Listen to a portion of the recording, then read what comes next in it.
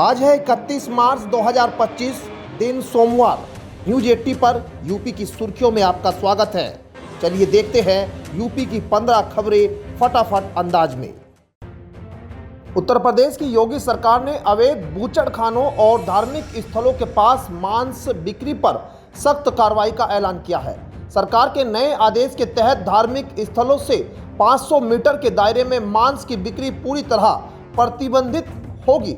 इसके साथ ही राज्य भर में अवैध बूचड़खानों को तत्काल बंद करने का निर्देश जारी किया गया है। सरकार के इस फैसले को लागू करने के लिए विशेष जिला स्तरीय समितियों का गठन किया गया है, जिसमें पुलिस, स्वास्थ्य, परिवहन, खाद्य सुरक्षा प्रशासन और नगर निगम के अधिकारी शामिल होंगे।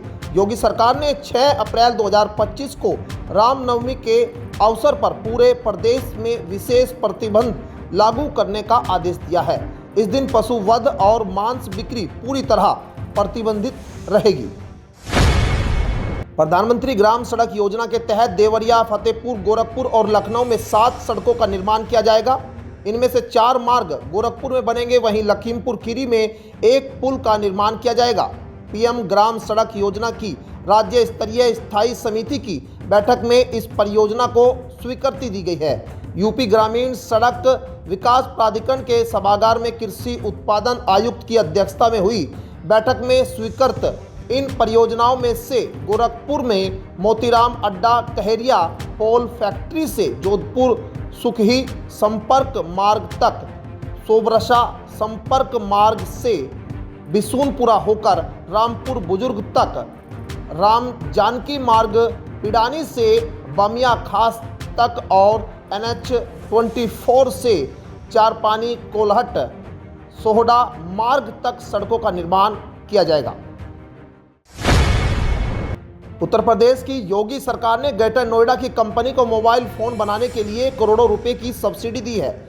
उत्तर प्रदेश की योगी सरकार ने स्मार्टफोन निर्माण की इकाई बनाने वाली ग्रेटर नोएडा की कंपनी को सब्सिडी देने के प्रस्ताव को मंजूरी दे दी।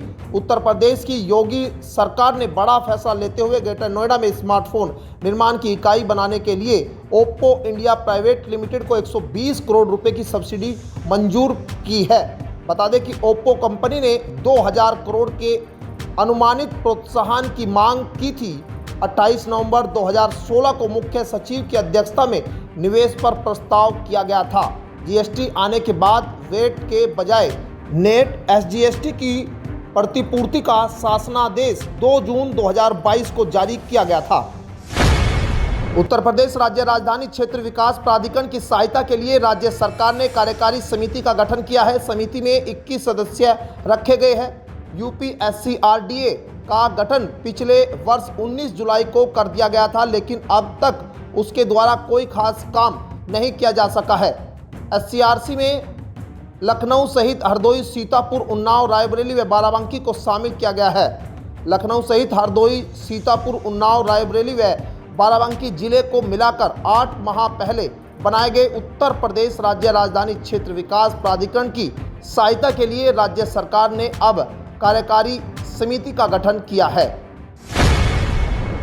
बाबा के भक्तों के लिए खुशखबरी है। श्रद्धालुओं का बाबा विश्वनाथ कॉरिडोर तक पहुंचना और भी आसान होने वाला है। बाबा विश्वनाथ कॉरिडोर तक श्रद्धालुओं के सुगमता से पहुंचने के लिए व्यस्तम दाल मंडी की गलियों को सड़क के रूप में 15 मीटर तक चौड़ी की जाएगी। इसको लेकर लोक निर्माण विभाग ने तैयारियां शुरू कर दी है। बताया जा रहा है कि इसके निर्माण पर 221.17 करोड़ की लागत आएगी। यानी जल्द ही श्रद्धालुओं को काशी कॉरिडोर तक आवागमन में सुविधा मिलने वाली है। इस संबंध में PWD ने नगर निगम से अनापत्ति प्रमाण पत्र भी मांगा है। दरअसल बीते शनिवार को संबंधित विभागों के अधिकारियों ने सड़क की नपाई की है। ग्रेटर नोएडा प्राधिकरण की 138वीं बोर्ड बैठक में 2025-26 के बजट को पास किया गया। ग्रेटर नोएडा प्राधिकरण का इस साल का बजट 5600 करोड़ रुपए का है। इस बजट में ग्रेटर नोएडा में जमीन अधिग्रहण के साथ साथ फ्लाईओवर निर्माण, एलिवेटेड रोड सहित कई प्रस्तावों को मंजूरी दी गई। ग्रेनो प्राधिकरण के बजट में शामिल एक अहम प्रस्ताव शाहबेरी एलिवेटेड रोड का है। ग्रेटर नोएडा सेक्टर 4 से NH 24 तक साहबेरी एलिवेटेड रोड का निर्माण होगा। इससे नोएडा एक्सटेंशन और गाजियाबाद जाने आने वाले लोगों को जाम से मुक्ति मिलेगी। ग्रेटर नोएडा प्राधिकरण बोर्ड ने वित्तीय वर्ष 2025-26 के लिए 5597 करोड़ रुपए के बजट को मंजूरी दे दी है। बागपत नगर के बुढ़ाना मार्ग पर निर्माणाधीन अंडरपास कार्य को अब तेजी से किया जा रहा है। इस तरह अगले 3 माह में कार्य पूर्ण होने की उम्मीद है। इसके बनने से लोगों को आवागमन में लाभ मिलेगा। नगर के बिनौली व बुढ़ाना मार्ग पर ओवरब्रिज बनाने का कार्य चल रहा है। रेलवे अफसरों के अनुसार बिनौली मार्ग ओवरब्रिज का कार्य करीब 90% तक, बुढ़ाना मार्ग पर 75% पूरा हो चुका है। इसके नीचे बिनौली मार्ग पर अंडरपास निर्माण कार्य पूरा हो चुका है। इससे जनवरी माह में वाहनों का संचालन शुरू कर दिया गया था। जल्द ही ट्रैक के दूसरी ओर खुदाई कर निर्माण कार्य किया जाएगा। रेलवे अफसरों के अनुसार अगले 3 माह में निर्माण कार्य पूर्ण होने की उम्मीद है। इसके बनने से लोगों को आवागमन में सुविधा मिलेगी। दिल्ली NCR में विकास की नई गाथा लिखी जा रही है, जहां एक नया आधुनिक शहर बसाने की योजना बनाई गई है। दरअसल इस शहर का उद्देश्य न केवल जीवन की गुणवत्ता में सुधार लाना है, बल्कि रोजगार के नए अवसर भी उत्पन्न करना है। इस महत्वाकांक्षी परियोजना के तहत 144 गाँव की 55,970 हेक्टेयर जमीन का अधिग्रहण किया जाएगा और इस क्षेत्र में अत्याधुनिक सुविधाएं विकसित की जाएगी। बता दें कि ग्रेटर नोएडा फेज 2 के रूप में इस शहर का विकास किया जाएगा और इसे उत्तर प्रदेश के chief town and country planner ने हरी झंडी दे दी है। इस शहर में रेजिडेंशियल, कॉमर्शियल और इंडस्ट्रियल प्रोजेक्ट के साथ साथ शॉपिंग सेंटर और शिक्षा व स्वास्थ्य संस्थान भी विकसित होंगे। हिंडन एयरपोर्ट से अप्रैल में वाराणसी, मुरादाबाद और लखनऊ के लिए फ्लाइट शुरू करने की कवायद है। इसके लिए एयरलाइंस कंपनियों ने सर्वे किया है। हालांकि आधिकारिक रूप से अभी तारीख की घोषणा की जानी है। यात्रियों की संख्या बढ़ने के बाद अप्रैल में इन शहरों के लिए भी सेवा शुरू होने की उम्मीद है। मार्च के पहले सप्ताह में गोवा, बेंगलुरु, कोलकाता, मुंबई के साथ ही जम्मू एवं चेन्नई के लिए फ्लाइट शुरू की गई। यात्रियों की भीड़ देख अब एयरलाइंस कंपनियां जिन शहरों के लिए उड़ान शुरू करने की मांग की गई थी, उसके लिए भी अपना नया एयरक्राफ्ट लाने की तैयारी कर रही है।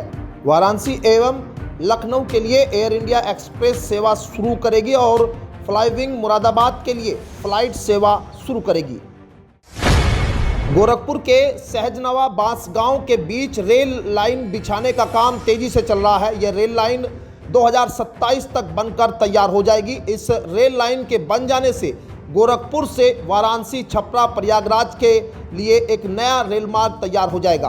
पूर्वोत्तर रेलवे को एक वैकल्पिक मार्ग भी मिल जाएगा। आने जाने वाले दिनों में गोरखपुर ही नहीं, पूर्वांचल के लोगों की राह भी आसान हो जाएगी। पूर्वोत्तर रेलवे की बहुप्रतीक्षित परियोजना सहजनवा दोहरी घाट नई रेल लाइन 3 चरणों में पूरी होगी। प्रथम चरण में सहजनवा से बांसगांव तक 32.95 किलोमीटर लंबी रेल लाइन 2027 तक बिछ जाएगी।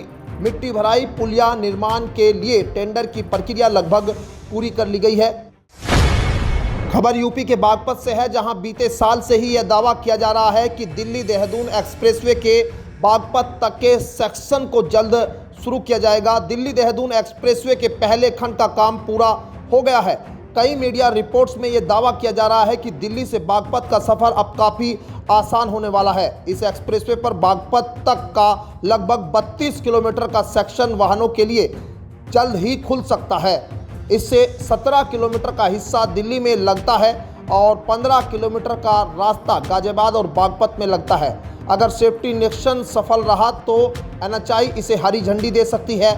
ऐसे में दावा किया जा रहा है कि अप्रैल से दिल्ली से बागपत तक का सफर सुगम हो जाएगा।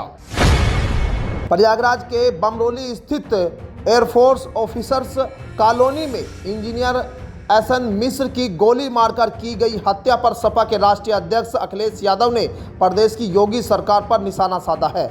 उन्होंने अपने सोशल मीडिया हैंडल X पर लिखा, प्रयागराज की एयरफोर्स ऑफिसर्स कॉलोनी बमरोली के हाई सिक्योरिटी जोन में एयरफोर्स के एक चीफ इंजीनियर एसएन मिश्रा की गोली मारकर हत्या की खबर उत्तर प्रदेश की कानून व्यवस्था के ही जीरो हो जाने का समाचार है। जो अपराधियों के प्रदेश छोड़ने का दावा कर रहे थे, लगता है उनके राज्य में लॉ एंड ऑर्डर को ही प्रदेश निकाला दे दिया गया है।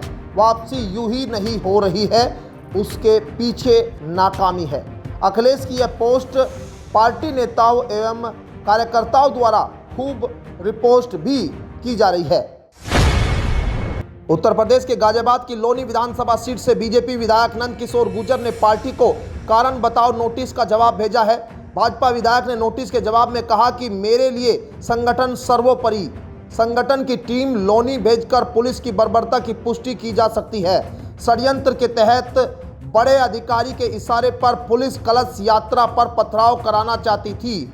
उसकी आड़ में पुलिस विधायक का एनकाउंटर कराना चाहती थी। नोटिस के जवाब में विधायक ने आगे कहा कि अनुमति के बावजूद पुलिसिया बर्बरता किसी बड़े षड्यंत्र का हिस्सा है। भ्रष्टाचार और जरूरतमंदों की आवाज उठाने के कारण अधिकारियों के इशारे पर हमला हुआ। महिलाओं, भाजपा पार्षदों, कार्यकर्ताओं, बच्चों तक नहीं बख्शा गया।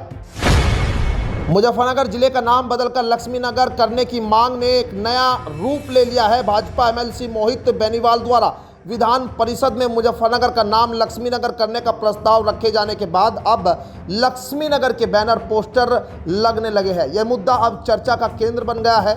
हिंदू युवा वाहिनी द्वारा यह पोस्टर लगाए गए हैं। हिंदू युवा वाहिनी ने इस मांग को जनता तक पहुंचाने के लिए जगह जगह पोस्टर लगाने शुरू कर दिए।